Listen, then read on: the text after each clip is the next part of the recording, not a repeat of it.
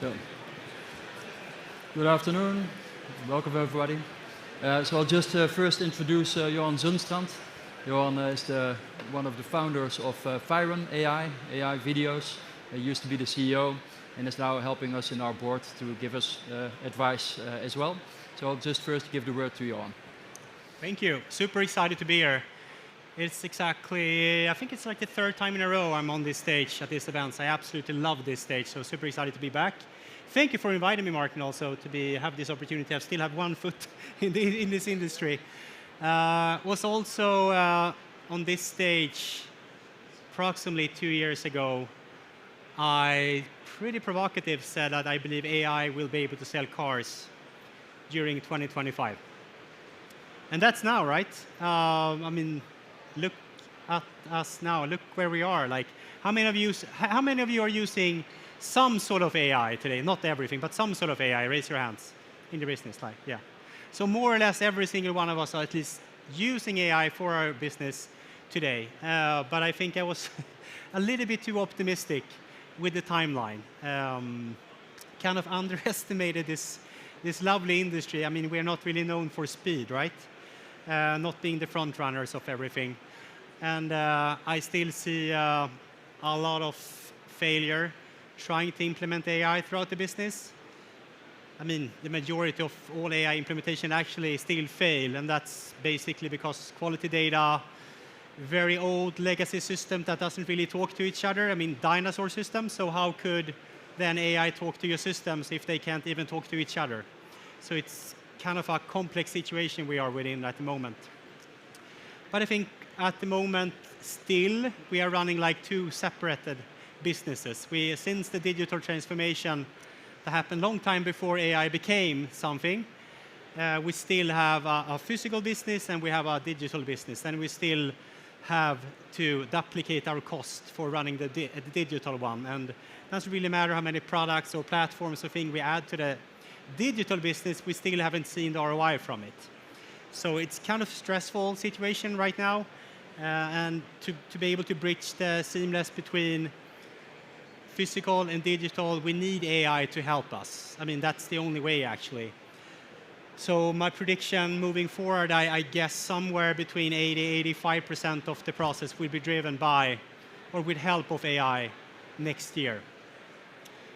And if we are able to implement AI throughout all of the stages of selling that car, I think we could be up to 3 times more efficient. And that's a lot of money, 3 times more efficient, if we do it very well. So I think that's what excites me the most. That's why I still have one foot in this industry, to be able to see how the AI automation plays out. So I'm super excited to be here. I will be here until the end and also ask some questions on everything you want, based on that topic at least. But I'm here today and listen to Maarten. I think the way you are focusing on creating a virtual workforce is the way to go. It's also the way to balance the costs out and to create a seamless experience in between. So when you invited me and you gave me a demo, I was like, sure, I'm going to help you as much as I can because this is the way to go. So yeah, I will stand here and listen to you guys and just be amazed, and we'll be here until the end. Thank you very much. See, the clicker is here. You can all hear me well? Yeah. Okay. Yeah, I'll try to speak as loud as possible. So today, I'm not really going to give a commercial pitch about what we do. I just want to talk more about where the world is going and how you can prepare yourself for it, because the world is changing. And we have been talking about e-commerce a lot in the last years, but it's shifting from e-commerce to conversational commerce. Conversational commerce where you can actually have a conversation and actually buy something, buy a product. And where we believe that AI can add value is that we save a lot of time for your customer, but also save a lot of time for you as a dealer. It's really a win-win situation. And what we see when we speak to dealers, they are not so short on customers. It's actually very busy in dealerships. They're just short on time. And if you look at electrical cars, they require a lot less service than a conventional car. Going to Norway, where almost all of the cars are sold are electric, and here it's also increasingly becoming electric. In Norway, you can see the KPIs are different. You'll need to service 3 times as much cars for the same results. So how can you handle 3 times as much cars with your same team? Because if you do that, normally you would triple your team size as well, which makes it very expensive, and you will not remain profitable. So we really see that we need to help dealers with saving time, but even the customers of the dealer, they also need to save time. And I'm going to give you a few examples, like Sytner Group, and it's here not about this is bad or that's good, it's just something that we see in the market that's happening a lot. If you visit, for example, Sytner and you want to have a service appointment, how difficult it is for you as a customer. So you're here on the website, you see a search MOT, service MOT and repairs, you click on that, it brings you to a page where you scroll down, service MOT, where can I book an appointment? You click on that, so MOT and servicing, find dealerships, is the same website. So this is the click path of a customer on that website. So the only thing you can do is click on find a dealership. You'll see here our dealerships. Okay, I've got a Volkswagen, so let's choose Volkswagen. And it brings you to this page. Yeah, in the end, if you scroll down, again no button to order a service. So what do? You just give up and you dial the dealership and make the actual booking through the phone, which is the most expensive thing you can do as a dealer, is to have people calling you. But when we speak to dealers, the number one reason why people are calling is to book a service appointment. Why? And why are so many people calling? It's sometimes not so difficult to see why, because put yourself in the shoes of a customer, try to make the booking, perhaps even on your own website, to see how easy is it. So focus on self-service, make it very easy for your customers to do it. And it's shifting also from the website, but I'll talk about that later in the presentation. This was a service example, but if we talk about sales, it's actually the same. So here is another known dealer group in the UK. Let's say I'm searching for a car. So you see the car list, you see the cars that are in stock. You need to click, filter, search, open a car, scroll, read it. That's the experience online for a customer today. And then when you're interested in a car, what can you do here? Buy now. I don't think I'll buy that car online. What about my trade-in? What about finance? It's too difficult to buy that car online. So you should better make it easier to interact with the dealer, to make a showroom appointment, to make a test drive appointment, to have a trade-in request, to ask a question. But what can you do today? You fill in a form, and then what? Yeah, thank you for filling in the form. We'll get back to you. It's not nice for the customer.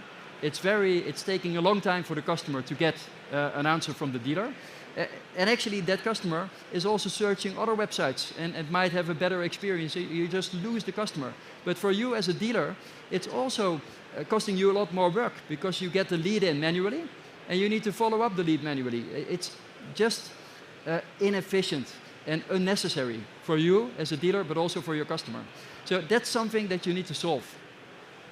And if you are looking into the market, I would recommend not comparing with another dealer. Like, what is it like with other dealerships? No, look at the experience they've had in the evening before or 5 minutes before. And look at customers, companies like Amazon, Spotify, Uber. Why is Uber so successful? It's much more convenient than calling a taxi and saying, okay, I need a taxi. Oh, we'll be there in 20 minutes. Okay, 20 minutes. Then in 20 minutes, a taxi arrives, somebody else gets in. And you might think, oh, that might be mine. Let's call back. It's so inefficient.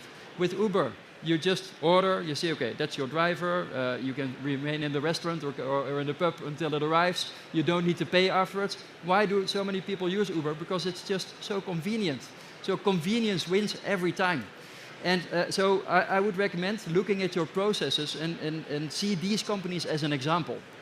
And it's always important to look to where the puck is going and not where it has been. And I think looking at the examples that I've just shown you, and I could have put in a lot more, that's how it's working for years. It's actually still how it's working today.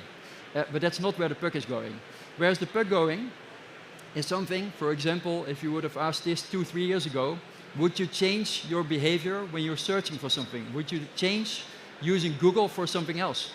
I think nobody would say, yes, it will change. But it did change. So we are changing our behavior from using Google towards using ChatGPT. Why? Because with ChatGPT, I get my answer immediately. With Google, I get links to websites, and on these websites I might find my answer, or I might find what I'm looking for. It's much more convenient with ChatGPT, so that's why people are using it. This is not a picture of my mother, but it's just to make a statement. So I've been visiting my parents last week. My mother does this all the time. She uses ChatGPT in speech, talking, what about this? Can you look up that? How does this work or that work? She's in her 70s, and that's her behavior right now. So it's a huge difference. And sometimes people say, but Maarten, what you're doing is just for the young generation. It's not. It's really for all generations. And why? It's like the Uber example. In this way, you get from question to result immediately. So it's more convenient. People will do it. It's much more convenient. So you're coming from an ask to get situation. You ask a question, you get what you're looking for. What's my balance? It's this. Play my favorite music. Okay, playing it. Book a table for two tonight in that restaurant. Booked. The assistant will do it for you. So we're coming to a world of agentic AI, where the AI will handle work for you. That's the future. And we're moving beyond convenience. So what we see yesterday, people click, they need to search, navigate a website, they then fill in a form, and then they wait for a reply. It's annoying for them, it's annoying for you, because you've got manual work. And today, you actually have a conversation. You ask a question, you get an instant reply. That's already today. But where are we heading towards? Where is the puck going?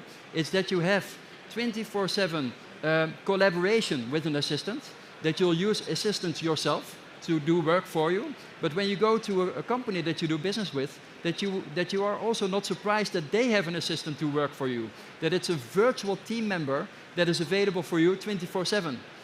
It will become the new normal. And if you look at that today, there are a lot of developments in October. October has been a massive month in terms of AI. And one of the things is OpenAI actually coming with a lot of new things. And first thing I want to show you, some might have already seen this video, but I think it's a very interesting change in the market. I'll just first show you this video.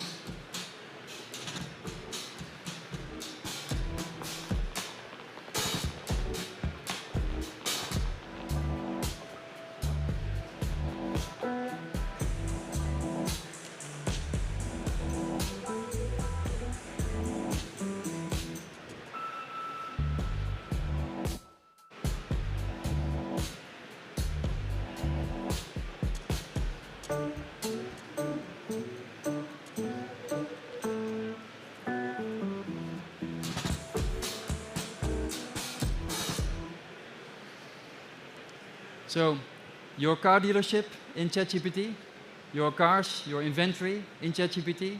Will people use your website to find cars? Will people use AutoTrader to find cars? I think AutoTrader has a problem. People will change the behavior. They will just ask ChatGPT, which cars are available? I'm looking for cars in that region. I am looking for a car with CarPlay. Just like the houses you've seen. I want to have this, I want to have from walking distance from that and that. You just ask the AI, it will find the right cars for you, it will show the cars for you. And from there, I believe you will have your assistant in ChatGPT that can answer questions and can book appointments for your dealership. And it's a direct relationship between the customer and you. So it's a massive change, and this is out, it's been introduced. Now companies are actually pushing their apps to this new app store. Look at iOS App Store when that came out. It's huge. I think this will be huge as well. So that's a change. But it went even further. So afterwards, OpenAI came with the next thing, and I'll show you that video as well.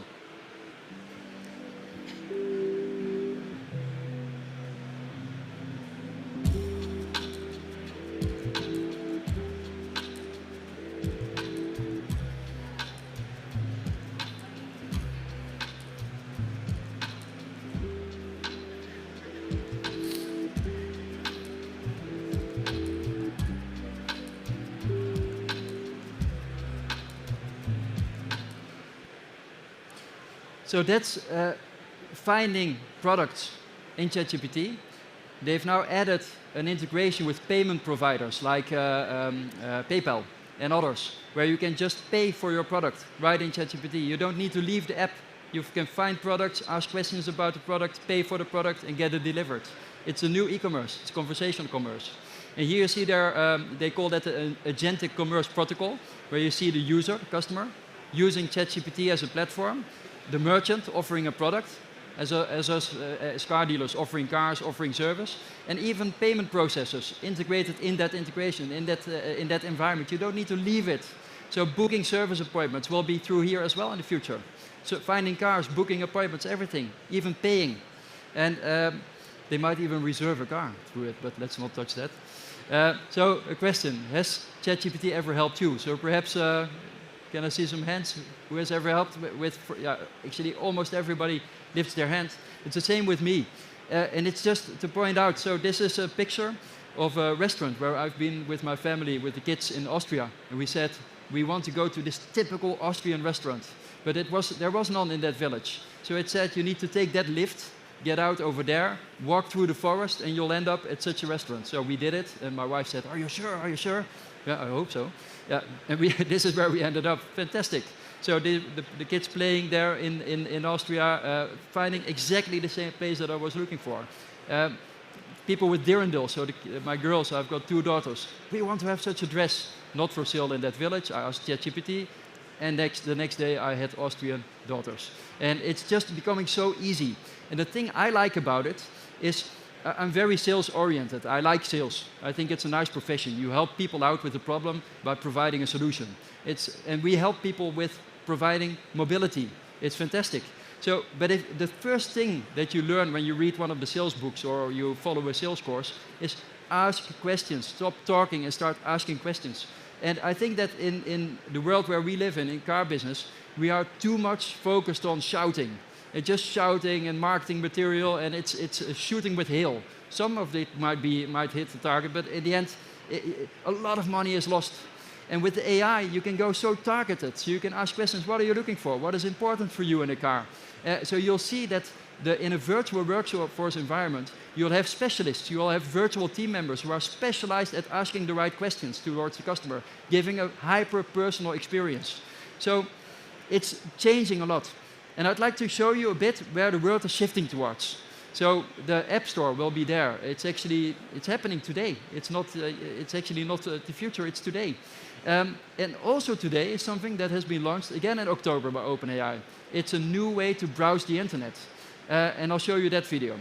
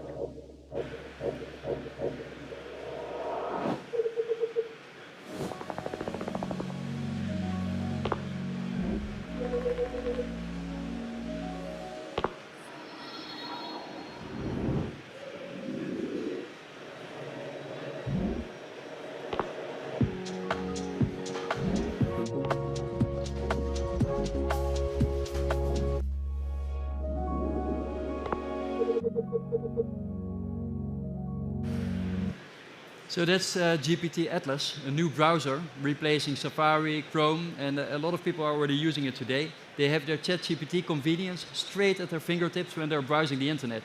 And the AI can browse for you, can actually click on the website, search the website. And it's actually quite slow. I've tried it, and I switched back to Safari because it's just not quick enough yet. But that's not really the point. It's the point, it's possible today, and it's brand new, it's a few weeks old. Let's look in 1 year from now. It will be super fast. And if that's super fast, that will change the way people browse the internet. And here is an example of another browser called Comet. It's of Perplexity, an OpenAI competitor. Also an assistant in your browser. And I'm just asking, are there any Alpha Julias available in green at this dealership? And yeah, it says the site can't be reached. You think, oh, the AI does something wrong. No, it does find it. And it takes over the website. It will browse the internet. It will scroll through the website. It interprets what it sees. It scrolls, it clicks, and it will find the green Alpha Julias for you. And where I believe that we need to look at is, why do we have forums? Why do we allow people to scroll, search, and have such a bad experience? We could embed AI into our websites and make those websites support them. I would say this is the assistant general for everybody that you can use for all websites. If you change that and you make an assistant available on your website that can actually bring people to pages, that can filter, that can find cars, that can book appointments, it's an assistant on your website. And that's where we're heading. So the key takeaway that I'd like to give you is, make your user experience frictionless. Give your customers instant fulfillment. If they have a question, give them the answer immediately without needing your manual time. And it's a human level dialogue. It's even better. You make it hyper-personal. And a bad customer experience is not an accident, it's a choice. This is Steven van Bellegem, a Belgian user experience specialist. He's very much focused on having AI available and creating a fantastic, a near perfect customer experience. And he already says, this will be the new normal. Everybody will have this, everybody. So you already need to think ahead. What in a world where everybody has this? Where will I be different in the market? So that's a challenge I'd like to give you as well. Think about it. If everybody has this, what will you do as a dealer? What makes you different? And there are a lot of examples in the market, like Ralph Lauren doing the same. Ask Ralph. You can ask Ralph. It will advise you, find your outfit, AI into the shopping experience of Ralph Lauren. And you'll see a lot of customers doing, a lot of companies doing this. So the tip and the takeaway for today is, create a dealership, a virtual dealership team. We call that a virtual workforce. Create a virtual workforce that works for you, on behalf of you, that has a virtual receptionist, a virtual sales specialist, a virtual service advisor. And the receptionist will welcome customers.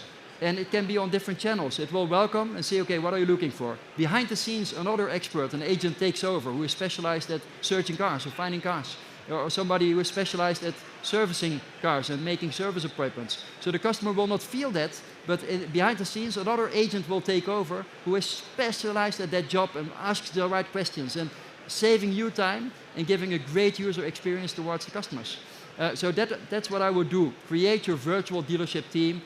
Start building a virtual workforce and make them available 24/7 on the different channels on your website, but also towards your employees, to make your employees super efficient, on WhatsApp, outbound, inbound customer contact on WhatsApp. Why do people call the dealership again? To book a service appointment. No longer needed. You'll reach out through WhatsApp. Say, I'm the AI assistant of that dealership. Your car needs an MOT. Shall I book the appointment for you? And it books the appointment right then and there in that conversation. No need to leave it. When you bring your car, the AI will proactively send status updates to the customer. No need to call, like, is my car ready? Can I pick it up? No need. Why would you call? You know it. So we take call reasons away. And telephone, that will be huge. A lot of phone calls will be handled by AI, both inbound and outbound. We call that Web 4.0, the conversational web, to handle, to have actually a conversational experience on your website and on the different channels. And to make your website really dynamic. You have a conversation and the website changes. It brings people to pages, it opens cars, it adds filters automatically, just by having a conversation. The future is conversational. So customers don't want to fill in a form and wait. You as a dealer don't want to have the manual work. And conversational commerce will become the new normal. So think ahead, what will I do then? Again, that's what we call a virtual workforce. We have actually a stand A4 here where we can also show how that works in practice. And that's what I wanted to tell you today. And perhaps good to answer some questions if there are any questions. And if not, thank you for the attention. Are there any questions at the moment? Well, if there are, you know us at stand A4. And thank you very much.